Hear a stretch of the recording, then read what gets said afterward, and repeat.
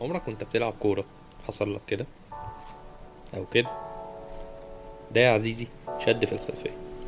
خليني اقولك ازاي تعمل استرتشات عشان الاصابة دي ما تجيلكش تاني.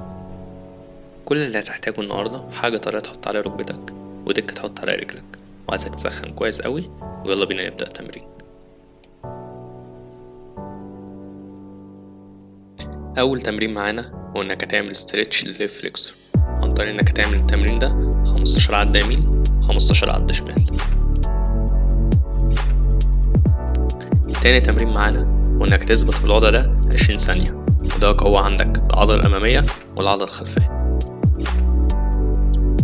تالت تمرين معانا هو إن عايزك تضغط في الاتجاه اللي أنا مشاور فيه ده في الأرض بركبتك، تضغط 5 ثواني وتريح 5 مرات.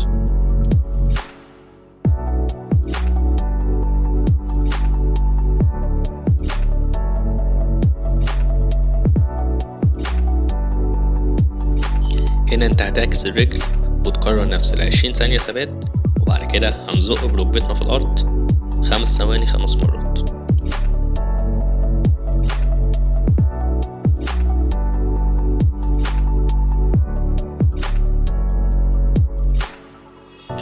التمرين التالت معانا انك هتجيب الدكة تحط عليها رجلك وتضغط 20 ضغطة، بس كل 5 ضغطات انت بتقرب المسافة من مشط رجلك.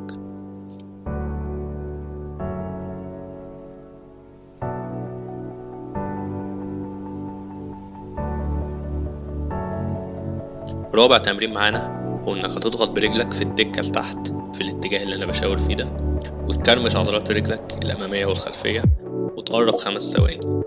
بعد كده هتريح وتكرر التمرين ده 5 مرات، وكل مرة هتقرب اكتر من مشط رجلك.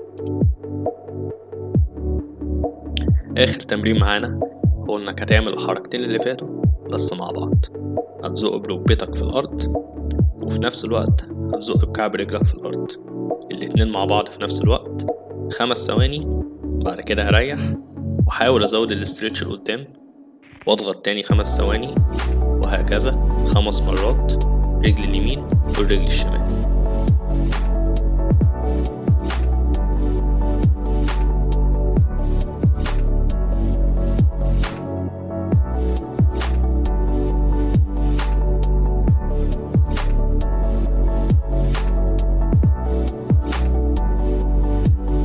خد بالك ان التمرين ده متعب جدا كأنك لاعب رجل بالظبط، فعايزك تعمله 3 ايام في الاسبوع وما تعملوش يومين ورا بعض، وبرضه ما تعملوش وتنزل تلعب كورة. كده العضلة الخلفية بتاعتك هتخف وهتركفر بسرعة.